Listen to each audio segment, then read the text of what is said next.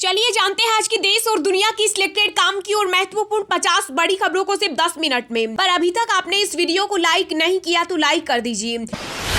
लोकसभा चुनाव 2024 में नरेंद्र मोदी लगातार तीसरी बार बनेंगे प्रधानमंत्री। गृह मंत्री अमित शाह का बड़ा दावा, कहा जनता देश से गद्दारी करने वालों को कभी नहीं चुनेगी। पीएम मोदी ने की यूपी, मध्य प्रदेश, महाराष्ट्र समेत 7 राज्यों में टेक्सटाइल पार्क बनाने की घोषणा, कहा दुनिया के लिए भारत बनेगा एक उदाहरण। जून में योग दिवस पर अमेरिका जाएंगे पीएम मोदी, शिकागो में इंडियन कम्युनिटी से मिलेंगे। साथ ही बड़ी खबर यह है कि पीएम मोदी के लिए डिनर होस्ट कर सकते हैं जो बाइडेन। केंद्रीय एजेंसियों के खिलाफ मार्च के अंतिम सप्ताह, अप्रैल के पहले सप्ताह में एकजुट होगा पूरा विपक्ष, दिल्ली में करेगा बड़ी बैठक। चीन सीमा पर कम नहीं होगी सैनिकों की संख्या, आर्मी चीफ मनोज पांडे बोले हालात स्थिर, कड़ी नजर रखने की जरूरत, भारतीय सेना मुंह तोड़ जवाब देने के लिए तैयार। पीएम मोदी और शेख हसीना ने भारत बांग्लादेश मैत्री पाइपलाइन का किया उद्घाटन, लागत 377 करोड़, सालाना 10 lakh metric ton high speed diesel की होगी सप्लाई। अडानी हिंडनबर्ग मामले में पहली बार बोले गृह मंत्री अमित शाह, अगर किसी से गलती हुई तो बख्शा नहीं जाना चाहिए। यूपी में बिजली कर्मचारियों की हड़ताल करने पर हजारों घरों की बत्ती गुल, दोगुने दाम पर मिल रहा पीने का पानी, मोबाइल बंद, मोमबत्ती के सहारे लोग। संयुक्त किसान मोर्चा ने 20 मार्च को दिल्ली के रामलीला मैदान में बुलाई महापंचायत। राहुल गांधी सत्ता के लिए अंग्रेजों से भी मिला सकते हैं हाथ, आरएसएस नेता ने राहुल गांधी पर बोला हमला। वैष्णो देवी के भक्तों के लिए बड़ी खुशखबरी, 5 मंजिला दुर्गा भवन बनकर हुआ तैयार, मुफ्त में ठहर सकेंगे 25,000 श्रद्धालु। विदेश मंत्री एस जयशंकर का बड़ा बयान, बोले चीन के साथ भारत की स्थिति बेहद नाजुक और खतरनाक। महाराष्ट्र में वायरस का डबल अटैक, इन्फ्लुएंजा कोरोना साथ में मचा रहे हाहाकार, दिल्ली में एडवाइजरी H3N2 से अब तक 9 लोगों की मौत। बागेश्वर धाम के पंडित धीरेन्द्र शास्त्री के गढ़ में गरजे चंद्रशेखर, कहा आंख दिखाने वाले पाखंडी का इलाज हो जाएगा। दवाओं की ऑनलाइन मार्केट पर मंडरा रहा खतरा, FICCI ने केंद्र सरकार को लिखी चिट्ठी, गिनाए फायदे। बेरोजगार युवाओं की किस्मत को मिली चाबी, 20 लाख लोगों को रोजगार देने जा रही केंद्र सरकार, केंद्रीय मंत्री पीयूष गोयल ने दी जानकारी। देश में बदला मौसम का मिजाज, दिल्ली, यूपी, उत्तराखंड समेत कई राज्यों में अगले 3 दिनों तक बारिश के साथ आंधी और ओलावृष्टि के आसार। देश में 5G के बाद अब 6G की तैयारी, भारत ने 100 पेटेंट की हासिल, IT मंत्री अश्विनी वैष्णव ने दी जानकारी। केंद्रीय कानून मंत्री किरेन रिजिजू ने रिटायर्ड जजों को दी सीधी धमकी, बोले जुडिशरी और सरकार के बीच पैदा कर रही गलतफहमी भुगतेंगे अंजाम। जम्मू कश्मीर में आतंकी फंडिंग से जुड़े मामले में SIA की बड़ी कार्रवाई, 8 जगहों पर मारे छापे। भगवान तक पहुंचने के रास्ते अलग लेकिन मंजिल एक, सामवेद के पहले उर्दू अनुवाद का विमोचन कर बोले RSS प्रमुख मोहन भागवत। यूपी में बिजली संबंधित हड़ताल करने पर अलग अलग जिलों में कर्मचारियों के खिलाफ FIR हुई दर्ज, 650 को नौकरी से निकाला। कोरोना की तरह होगा H3N2 वायरस से मुकाबला, भारत बायोटेक बना रही वैक्सीन। जहां अमेरिका और यूरोप के विकसित देश लड़खड़ा रहे, वहां भारत के बैंक मजबूत हो रहे, होली मिलन समारोह में बोले रक्षा मंत्री राजनाथ सिंह। बीजेपी के फेंके टुकड़े पर एकनाथ शिंदे, निर्भर सीटों के बंटवारे की चर्चा पर शिवसेना नेता संजय राउत ने कसा तंज।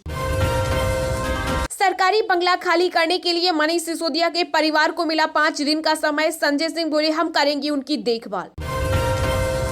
छत्तीसगढ़ सरकार शहीदों के परिजनों को जमीन खरीदने के लिए देगी 20 लाख रुपए, सीएम भूपेश बघेल ने मंत्रिमंडल की बैठक में नक्सल उन्मूलन की नई नीति का किया उन्मूलन। जो सबसे ज्यादा बोलता है वो बोल रहा है कि बोलने नहीं दिया जाता, राहुल गांधी पर कानून मंत्री रिजिजू का तंज। बिहार सरकार ने मुस्लिम कर्मचारियों को दिया बड़ा तोहफा, रमजान में 1 घंटे पहले दफ्तर आने जाने की दी इजाजत। सोने के दाम 69,000 रुपए के पार, 1.5 महीने में बन गया गोल्ड प्राइस का नया रिकॉर्ड। केंद्र सरकार के कर्मचारियों के लिए वर्क फ्रॉम होम नहीं, केंद्रीय राज्य मंत्री जितेंद्र सिंह ने लोकसभा में बताया। 2 कदम तुम चलो, 2 कदम हम चलेंगे, गृह मंत्री अमित शाह ने संसद में गतिरोध दूर करने पर बताया फॉर्मूला। मीडिया को सलाह देने के बहाने केंद्रीय मंत्री अनुराग ठाकुर ने राहुल गांधी पर कसा तंज, बोले भारत को नुकसान पहुंचाने वालों से रहे सतर्क। उत्तर प्रदेश में बिजली कर्मचारियों के हड़ताल पर दूसरे दिन ही बैकफुट पर आई सरकार, सीएम योगी ने बुलाई इमरजेंसी बैठक। पाकिस्तान के पूर्व पीएम इमरान खान के घर पर चला बुलडोजर, मेन गेट तोड़कर घुसी police. Congress confuse party Madhya Pradesh में 7 और महाराष्ट्र में खिला बाबा बागेश्वर के विरोध पर बीजेपी ने कसा तंज। उत्तर प्रदेश में 1 अप्रैल से खोले जाएंगे 85 नए स्कूल, योगी सरकार को भेजा गया प्रस्ताव। भारत के कहने पर संयुक्त राष्ट्र ने 2023 को अंतर्राष्ट्रीय मिलेट्स वर्ष किया घोषित, पीएम मोदी। मिलेट्स केमिकल मुक्त खेती का बड़ा आधार, सम्मेलन का उद्घाटन कर बोले पीएम मोदी। रूस, यूक्रेन, चीन, पाकिस्तान परेशान, भारत ने चुपचाप बनाया S-400 जैसा हथियार। बॉर्डर के दोनों ओर सेना की भारी तैनाती, आर्मी चीफ मनोज पांडे बोले चीन का पीछे हटने का इरादा। राम मंदिर का निर्माण कार्य देख भावुक हुए केशव प्रसाद मौर्य, सिर पर रखी श्री राम लिखी हुई शिला। यूपी में बारिश, ओलावृष्टि से जनहानि पर मिलेंगे 4 लाख, सीएम योगी ने अधिकारियों को तुरंत राहत कार्य शुरू करने के दिए निर्देश। मनीष सिसोदिया ने अगर जासूसी करवाई तो सीबीआई, ईडी और एनआईए कहां थी, आप सांसद राघव चड्ढा ने केंद्र सरकार से किया सवाल। फेक वीडियो और आर्थिक अपराधों में आरोपी यूट्यूबर मनीष कश्यप ने किया सरेंडर, कुर्की में घर का सारा सामान जब्त, खिड़की दरवाजे उखाड़ ले गई पुलिस। कर्नाटक में राजनीतिक कार्यक्रम को लेकर भिड़ गए बीजेपी और कांग्रेस समर्थक, जमकर हुई पत्थरबाजी, कई लोग घायल। व्लादिमीर पुतिन के खिलाफ आईसीसी ने जारी किया गिरफ्तारी वारंट, यूक्रेन के राष्ट्रपति बोले ये महज शुरुआत है। चीन ने अब तक कोरोना डेटा का क्यों नहीं किया खुलासा, WHO ने लगाई फटकार, कहा दुनिया के सामने आना चाहिए सच। पंजाब की जेलों में फिर चला सर्च ऑपरेशन, फरीदकोट जेल से 18 मोबाइल समेत कई सामान हुआ बरामद। कोलकाता में सपा की राष्ट्रीय कार्यकारिणी की बैठक में समाजवादियों का जमघट, अगले लोकसभा चुनाव को लेकर ब्लूप्रिंट हुआ तैयार। देश भर के 19 राज्यों में तेजी से बढ़ रहे कोरोना के मामले, केंद्र सरकार ने जारी की एडवाइजरी। पीएम मोदी ने किया मोटे अनाज पर वैश्विक श्री अन्न सम्मेलन का उद्घाटन, डाक टिकट और सिक्का भी किया जारी। यूपी के कौशाम्बी में एयरपोर्ट की तर्ज पर बनेगा बस पोर्ट, 245 करोड़ का मिला बजट, मिलेंगी कई सुविधाएं। इंटरनेशनल मार्केट में कच्चे तेल के दाम में आई गिरावट, लखनऊ, हैदराबाद और पटना में महंगा हुआ पेट्रोल, डीजल के दाम भी बढ़े। बिना कांग्रेस के नया मोर्चा हुआ तैयार, बंगाल के सीएम ममता बनर्जी और सपा प्रमुख अखिलेश यादव में बनी सहमति। वारिस पंजाब दे प्रमुख अमृतपाल सिंह को पुलिस ने हिरासत में लिया, 6 साथियों को भी किया गिरफ्तार, पंजाब में इंटरनेट सेवा बंद। दिल्ली को जल्द मिलेगी मोहल्ला बस सर्विस की सौगात, रिहायशी कॉलोनियों में कनेक्टिविटी बढ़ाने पर दिया जाएगा जोर। अब आईसीसी में लड़ी जाएगी भारत पाकिस्तान की लड़ाई, बड़ी मीटिंग में आमने सामने बीसीसीआई, पीसीबी। भारत के लिए पाकिस्तान से व्यापारिक रिश्ते बहाल करने के संकेत, इंडियन डिप्लोमेट का लाहौर में बड़ा बयान। चलिए अब जानते हैं जो आम आदमी के काम की और फायदेमंद खबरें हैं उनको विस्तार से, पर इससे पहले अभी तक आपने इस वीडियो को लाइक नहीं किया तो लाइक कर दीजिए।